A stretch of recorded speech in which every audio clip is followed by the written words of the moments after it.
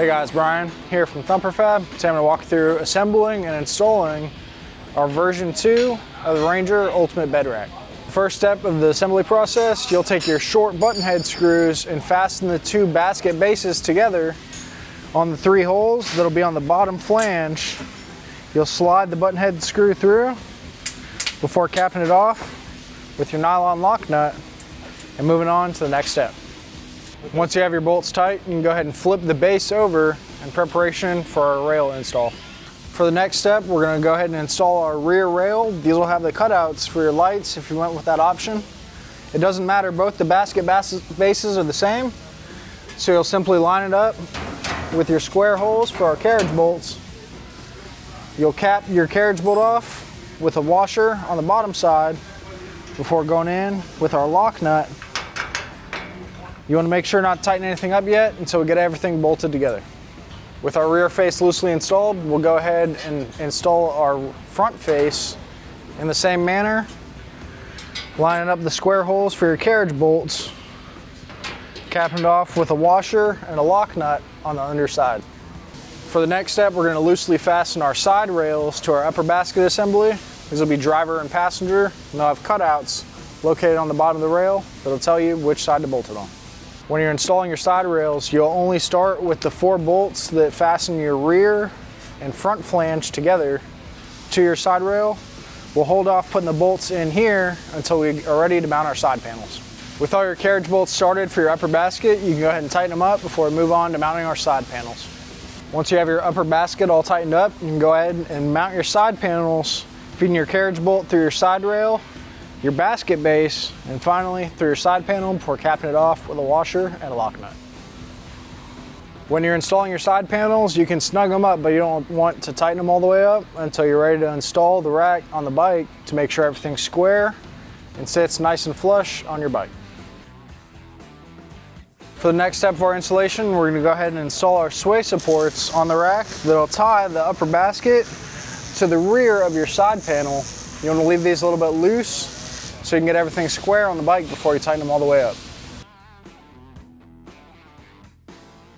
Part of the hardware kit that'll come with your rack, you'll have 4 of these lock and ride expanding fasteners. What you'll want to do before you mount the rack to your bike, you'll unscrew this wing nut cap and you'll feed it up through the bottom.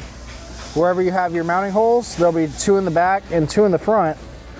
You'll cap it off with this wing nut and loosely fasten it so that we can set it in the lock and ride holes on the bed before tightening it up and squaring everything up.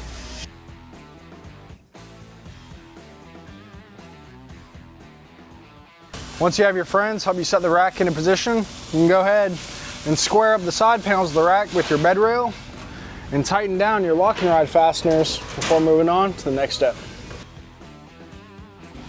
For the next step for our rack install, we're going to go ahead and install our front brace.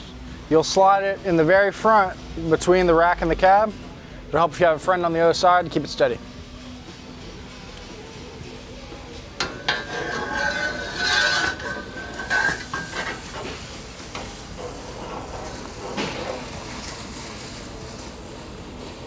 You'll mount your front brace with 4 carriage bolts. Once you have the rack squared up, you can go ahead and tighten everything up.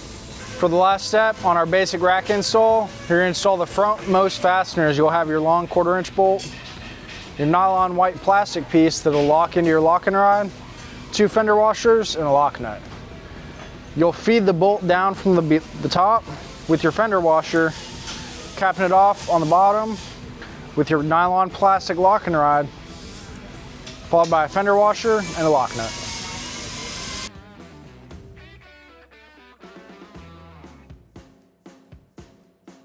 For the next step of our installation, we're going to go ahead and install our tailgate option. For the tailgate option, you're going to start by mounting your hinge and your latch bracket to the side panels on both the driver and passenger side. You'll have the bracket that has weld nuts on the passenger side, as your heims will thread in there before mounting your tailgate. Before we mount our hinge side bracket, we're going to mount the adjusting bracket to the hinge bracket so that once we have it in place, we have easy access to our fasteners. With your hinge side bracket loosely installed from the rear, we'll install our carriage bolts through the side of your side panel. It'll feed through your adjuster bracket, cap them off with a flange lock nut.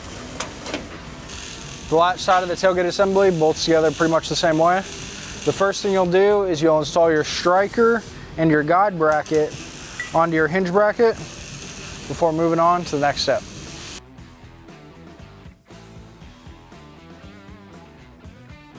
Once you have your striker and your guide bracket loosely fastened to your latch assembly, you'll move on by attaching your adjustment bracket to your hinge bracket using our carriage bolts.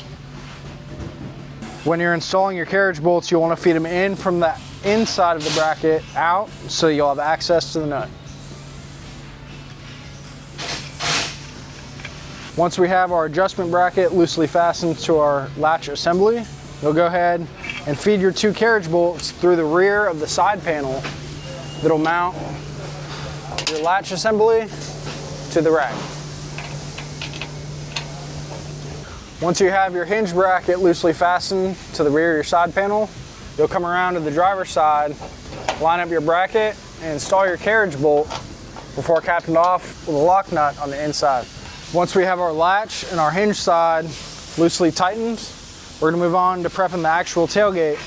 The first thing you'll do is we'll install our plastic tubing plugs for a nice finished appearance before threading in our plunger that'll actually latch the tailgate and keep it closed. You'll take the plunger assembly and thread it in the welded bung from the inside of the tailgate facing out. Once you have your plunger installed and your tubing plugs, you can move on to installing the heims that'll actually mount your tailgate to the rack. The heims will come installed with a jam nut on them. You'll run them all the way up and thread the heim halfway into the weld nuts provided on your latch side bracket before loosely snugging them up with the jam nut and moving on to installing the tailgate.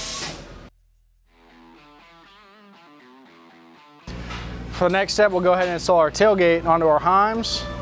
And just a reminder, you may need to adjust your heims to get the proper adjustment for proper latching and opening. To mount the tailgate to your heims, you'll slide the heims in the pocket provided on the right side of the tailgate before installing your bolt in through from the top. To adjust your tailgate, if it doesn't line up properly with the latch on the left-hand side, you can either adjust your heims by taking the bolts out and threading them in after you loosen your jam nut, or you have the option to adjust your adjustment brackets by loosening the carriage bolts, sliding them in and out of their position. With your tailgate properly adjusted, you should just be able to lightly close it, and latch into position, not be able to come out of the latch side. The last thing we'll do is we'll measure our piece of trim to rest on this flat face on your latch, just to stop any vibrations.